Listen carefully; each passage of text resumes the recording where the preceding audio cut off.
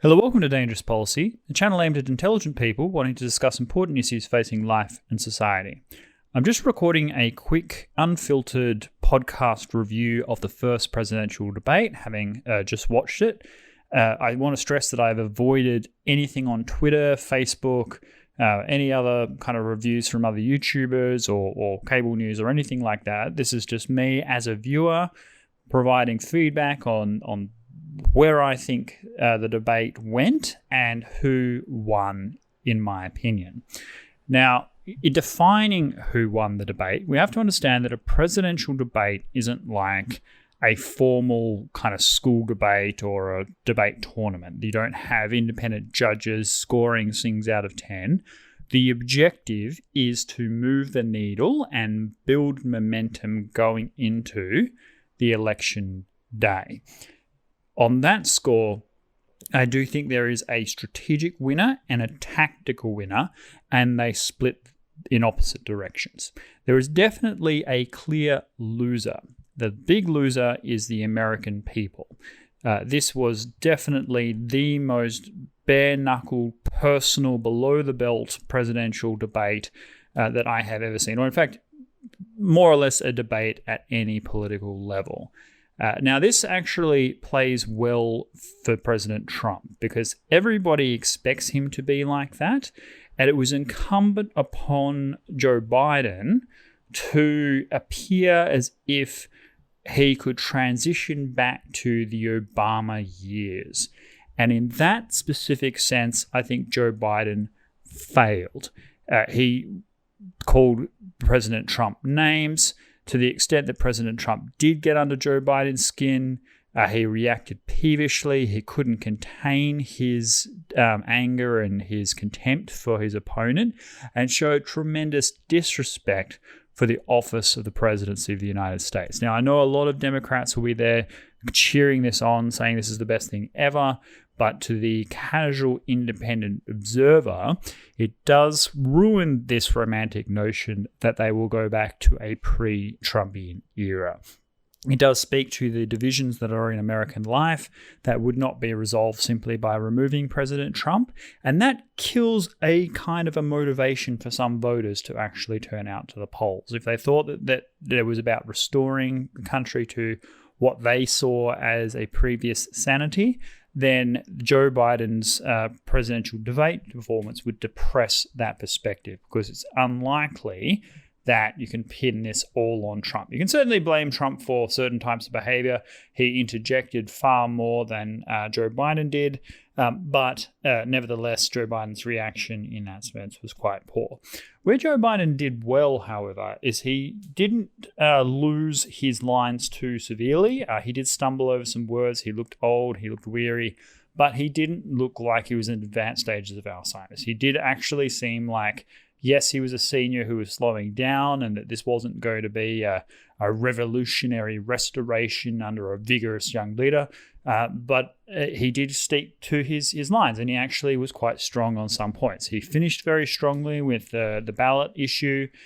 He was good when it came to climate change. He was effective when it talked about COVID in particular. I thought that was his strongest period of the debate. And he didn't deviate from his strategy too much, which was not to address Donald Trump directly, but rather to speak directly to the American people and the moderator. And in that sense, he at least stuck to his plan of attack and kept to it throughout, despite the many provocations of his opponent. For Donald Trump, he achieved a couple of really important things. One, as I said, was to lower the status of Joe Biden as a presidential figure down to an ordinary man. That was a significant blow, and I think that the Democrats will probably underestimate this because they'll be cheerleading the things that Joe Biden said. The other things that Donald Trump did successfully was to show the cleavages that exist on the left between Joe Biden and the radical left. Because the radical left comprises a significant number of people. And even within the radical left, you could sort of divide it into two subgroups. There is the Antifa riotous kind of, burn it all down, pro-criminal, defund the police kind of group of people. But then you would also say that there are the highly educated liberal left elite who are skew young and were the bulk of Bernie Sanders supporters. And they're quite different. They're sort of the Kyle Kalinskis of the world. They're definitely not out there causing property damage and hurting people. They do care about, universal healthcare, universal basic income, and all of that sort of thing. And they would associate a lot of what Joe Biden is with establishment Democrat, corrupt DNC, Kamala Harris's kind of prosecutorial thing against nonviolent drug offenders. And they're deeply skeptical of Joe Biden. And Joe Biden did nothing to reassure those voters during the debate. In fact, he went out of his way to distance himself from Bernie Sanders. He went out of his way to distance himself from the Green New Deal. And this is a real strategic problem for Joe Biden because he needs these people to turn out. They're the most enthusiastic voters, typically speaking. And unless, Cortez or others can really motivate them, they just won't turn out for Biden. And I think Kyle Kalinske is the case in point. The risk for Donald Trump is that he can overestimate the number of voters that is, particularly in swing states. There may not actually be that many. But nevertheless, that was a successful blow where Joe Biden was kind of stuck between a rock and a hard place and didn't navigate that very well. And then on a much bigger issue, which affecting a larger portion of the constituency, was when Donald Trump skewered Joe Biden on law and order. His statement, name one law and order, law enforcement agency, group, advocacy network, whatever, who endorsed Joe Biden. Joe Biden couldn't name a single one. It is clear that Donald Trump is the law and order candidate, and the Democrats had been pro sort of BLM, pro protesters, pro breakaway areas, and Joe Biden just doesn't look the part when he says, we need to have, psychologists with police. It's clear that he is walking a tightrope and is not successfully going to be able to prosecute that message. Donald Trump clearly is the law and order president, and he has that kind of group, sewn up. And the problem is that Joe Biden, in order to kind of come to Donald Trump on that level, it does mean abandoning a significant portion of the Democratic base.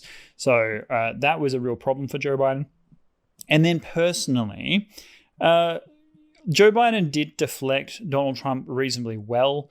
However, he did have to be saved a couple of times by Chris Wallace, the moderator. Now, here I'm mixed on Chris Wallace. I suspect that a lot of Trump supporters are going to be very angry that Donald Trump had to spend more time contending with the moderator than he did his opponent.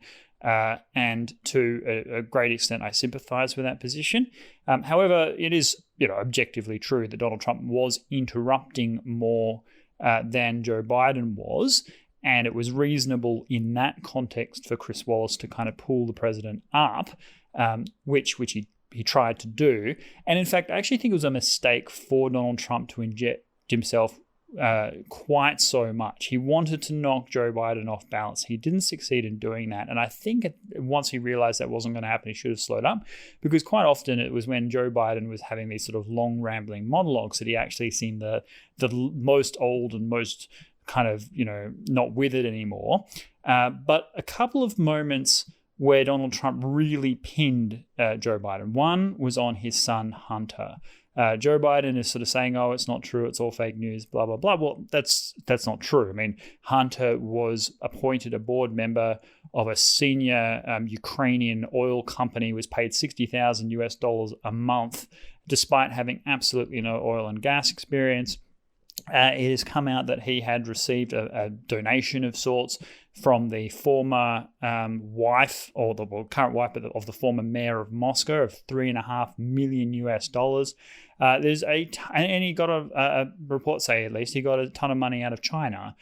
So his defense of Hunter was extremely weak. And when Donald Trump raised this issue, which I think was entirely fair, it was on both occasions Chris Wallace who basically ended the discussion and to get Joe Biden out of trouble. So that looked, I think, bad for Chris Wallace, and certainly that issue was bad for Joe Biden.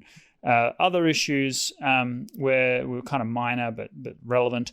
I think Donald Trump's Supreme Court Justice pick is something that Joe Biden couldn't really say much about, except talk about Obamacare. But really, it was quite clear that Joe Biden was kind of skewered on that point and didn't try to contest it too much. That was early on, and also on the economy, like where Joe Biden sort of talked about his plans to bring back new jobs and things like that. It seemed a bit lackluster. I think most people would continue to trust Donald Trump on the economy. And I think a lot of people would have heard from Joe Biden going back into lockdown, which I'm not sure the American people have a lot of appetite for. And then also on the critical race theory stuff, which I think on the cultural war side of things, Donald Trump's absolute clarity that he doesn't want to fund things to encourage people to look at the world in racial terms and to hate the United States. I think that'll play pretty well with Middle America from a cultural point of view, particularly in those swing states. So I think overall, Joe Biden probably did better tactically in that he didn't fall into Donald Trump's traps too much. And he stuck to his speaking points, and he didn't actually, forget his lines. He was quite good at speaking direct to the American people rather than to his opponent, getting entangled in those debates. And he was helped ably by Chris Wallace, who protected and deflected on his behalf. So on that sense, much to the chagrin, no doubt, of President Trump's supporters, I think that between Joe Biden and the moderator, if you were just to calculate it on points, you would say that Joe Biden edged out Donald Trump in that debate, but lost the debate at the strategic level, which is it called into question much bigger issues like Joe Biden's relationship with his base. The Democrats are unlikely to be enthusiastically coming out in favor of Donald Trump and voting in large numbers. It's quite probable that a lot of Democrat voters will be depressed. Donald Trump successfully goaded Joe Biden into appearing less than presidential. He called Donald Trump names. He said things that were quite uncouth to Donald Trump. He did not rise above it in the sort of way you would expect a Mitt Romney or definitely not a President Obama. President Obama would never have said those things to his opponent, no matter the provocation. And those people that wish to hark back to a President Obama years are going to be pretty disappointed in Joe Biden.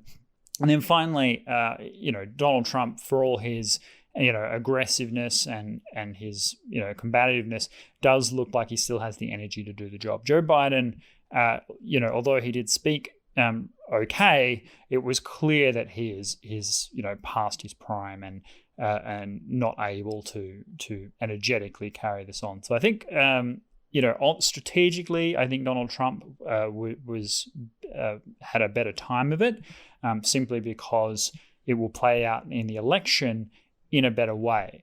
If you were to grade the debate purely on the debate, and you were to score points, then I would say it was a pretty big loss for both sides and the American people. But Joe Biden wasn't. Joe Biden succeeded in what he was trying to do in a way that Donald Trump probably didn't succeed in all the things he was trying to do. But definitely not a knockout blow for either side. It's not.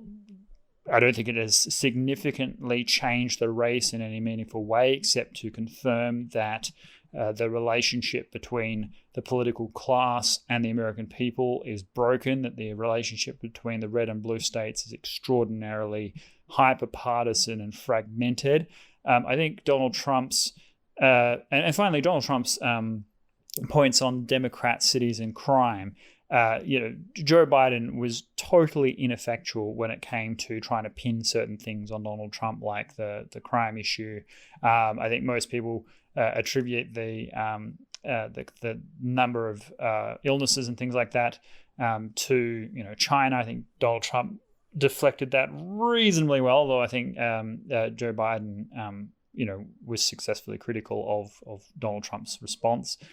And overall, I think, this is not changing the race in a significant way, but we can certainly see the Republican strategy here. The Republican strategy is to split off the Democratic base, to pin Joe Biden either as being a hostage of the left of his party or something else entirely, in which case the left of his party won't be interested in him at all. So good day, I guess, for both sides. They both kind of achieved the minimum of what was required. I think there is room for improvement for Donald Trump at the next presidential debate. I think he has to stop trying to kind of get Joe Biden to have a brain snap, because that will happen irrespective of Donald Trump's kind of interjections. And I think Donald Trump should maintain focus on his talking points, his message, his story for the American people, and he can continue to look, jam a crisp knife across the box towards his opponent when Joe Biden is rounding up his speeches. I still remember the line, because you'd be in jail, as a little sting in the tail against Hillary Clinton. I can't even remember what Hillary Clinton was saying, but I can definitely remember that line and how impactful it was. So it's better to wait for Joe Biden's time to be up and then give you a one-line zinger, rather than to constantly interject and have the moderator kind of, get into the fight as well. But having said that, a disastrous time for the American people. Great time for Jerry Springer fans, and I look forward to the vice presidential debate. And I'll do another roundup then. I think the vice presidential debate, unlike previous vice presidential debates, will be seen as seriously important, because a lot of people are going to be thinking of Joe Biden as a interim president, and then Kamala Harris taking the reins in potentially a very short period of time indeed. So stay tuned for that. If you liked this discussion, please leave your comments down below. I'm happy to engage with them, and I will speak to you in the next video. Thank you very much. Bye.